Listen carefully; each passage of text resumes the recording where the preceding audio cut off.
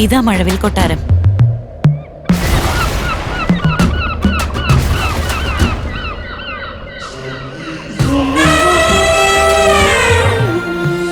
Rainbow house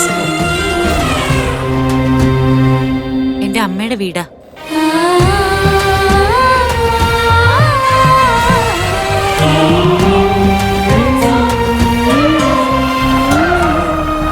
ഞാൻ ജനിച്ചതും വളർന്നതും ജീവിച്ചതും ഒക്കെ ഇവിടെയാ.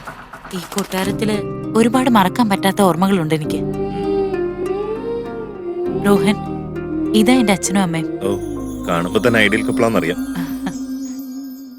ആ, ഇതെന്റെ ഗ്രാൻഡ് പാരന്റ്സാ. ഗ്രേറ്റ്. ഇവരെ ഈ വീടുണ്ടാക്കിയത്. വായിരിക്കും.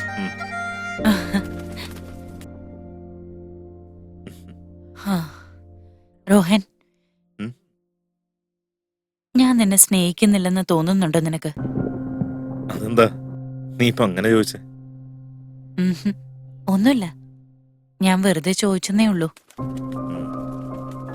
മനസ്സിന് സമാധാനം ഇല്ലാതാവുമ്പോ ഞാൻ ഈ കൊട്ടാരത്തിലേക്ക് വരും. ചെറുപ്പത്തിലെ തന്നെ എനിക്കെന്റെ അച്ഛൻ ഇല്ലാതായതാ. എന്റെ അമ്മ എന്നെ വളർത്തിയത്. എന്റെ അമ്മ ഇല്ലാതായപ്പോ തൊട്ട് റിയ മാത്രമായി എന്റെ ലോകം. ഞാൻ ജീവിക്കുന്നത് തന്നെ അവക്ക് വേണ്ടി മാത്രമായിട്ടാ. റോഹൻ, ഞാൻ പഠിക്കാനായിട്ട് ഒരുപാട് കഷ്ടപ്പെട്ടു. അതിലും കഷ്ടപ്പെട്ട് തന്നെയാ ഞാൻ അവളെ ഒരു IPS ഓഫീസറാക്കി മാറ്റിയത്. അതെന്റെ ഒരു സ്വപ്നമായിരുന്നു. ഞാൻ പ്രാർത്ഥിക്കുന്ന ദൈവം എന്റെ എല്ലാ സ്വപ്നങ്ങളും നടത്തി തന്നു. കോളേജിൽ വെച്ച് നീ എന്നെ പ്രപ്പോസ് ചെയ്തപ്പോ ഞാൻ വിചാരിച്ചു, എന്നെക്കാ പ്രായം കുറഞ്ഞ ആൾ എന്തിനാ എന്നെ പ്രപ്പോസ് ചെയ്യുന്നേന്ന്. കോളേജിൽ എന്നെക്കാ ഭംഗിയുള്ള മറ്റു പെൺകുട്ടികളില്ലേ, സെയിം ഏജ് ഗ്രൂപ്പിലുള്ളവരില്ലേ നിനക്ക് പ്രേമിക്കാനെന്നൊക്കെ ഞാൻ ആ സമയത്ത് ഓർത്തായിരുന്നു. പക്ഷെ നീ എന്നെ എങ്ങോട്ടും വിടില്ലെന്ന് പറഞ്ഞ് പുറകെ നടക്കുകയായിരുന്നില്ലേ. പക്ഷെ എന്തോ എനിക്ക് നിന്നോട് ഒരു സോഫ്റ്റ് കോർണർ ഉണ്ടായിരുന്നു. അങ്ങനെ നിന്നെ ഇഷ്ടപ്പെട്ട് നമ്മുടെ കല്യാണം നടക്കുകയായിരുന്നു.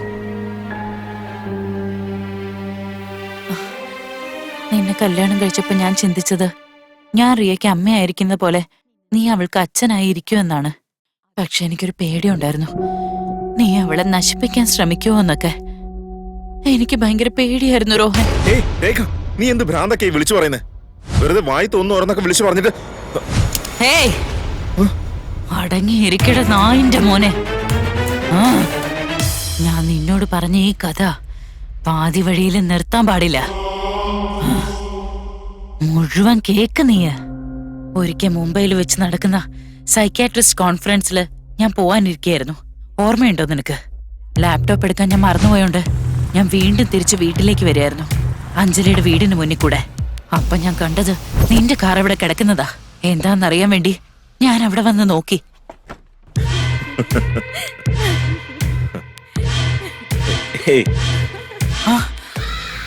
കോളേജ് ഡേയ്സ് മുതലേ ഇങ്ങനൊരു ഗേൾ ഫ്രണ്ടിനെ ഞാൻ ആഗ്രഹിച്ചതാ.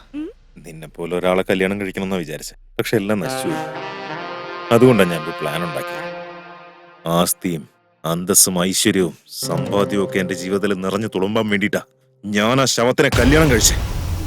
പാവം ആ ആന്റിയെ, ഞാൻ അവളെ ശരിക്കും പ്രേമിക്കുന്നുണ്ടെന്നാ അവൾ ഇപ്പോഴും വിചാരിക്കുന്നത്.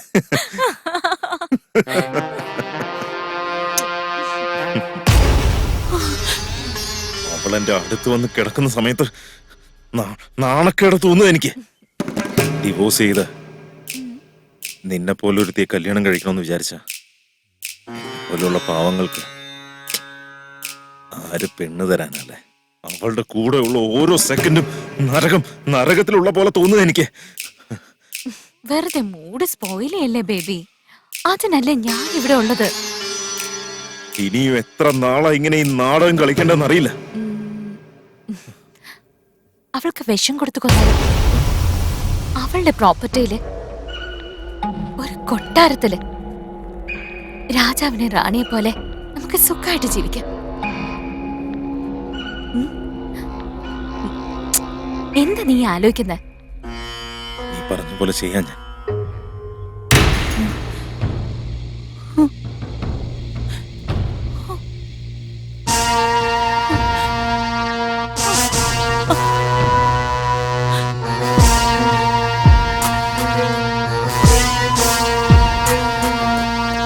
മനസ്സെന്ന ജാലകം മുരളുന്ന നേരത്ത് ചേതന എന്നൊരു ക്രൂരനെ യുദ്ധക്കൊതിയാൽ വേദനയോടെ നിറകണ്ണാലെ നീറുമതോ മനസ്സേ ഇത് സ്വപ്നമോ ദുഃഖമോ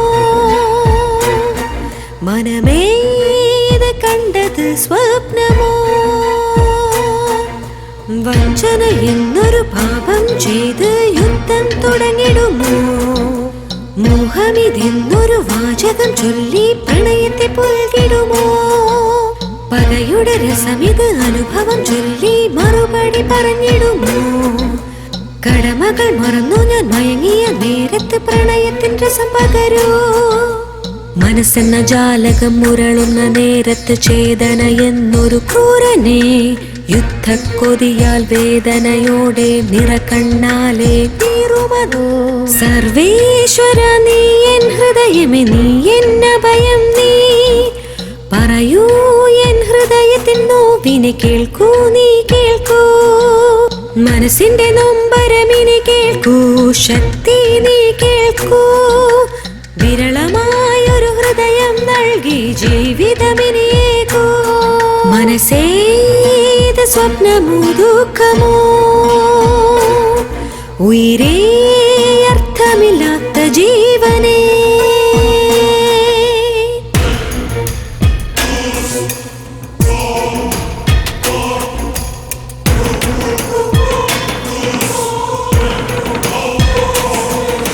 വൈകല്യത്തിൻ താരകധർമ്മമോ പ്രതികാരത്തിലമർന്ന കഥയോ ആമുഖമില്ല നേരമിതെന്നോ വിരഹത തേടിയമർന്ന കഥയോ പകയുടെ വാലിനാൽ ശിരസ് തകർത്തൊരു പ്രണയമോ അന്ന് മരിച്ച ഞാൻ മറ്റൊരു ജീവിതം ആരംഭിച്ചു.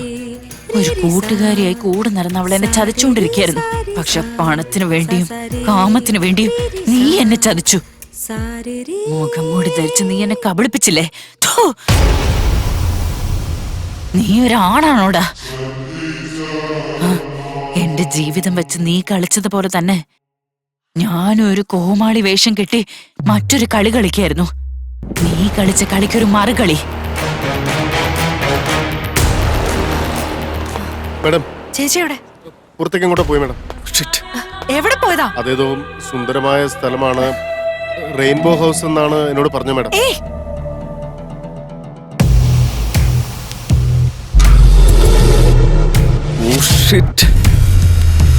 Riya, Riya, Bhargav, oh my God, Murugan Naidu sir.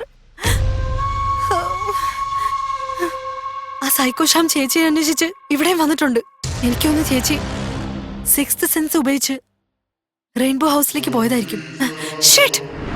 Hari up Bhargav.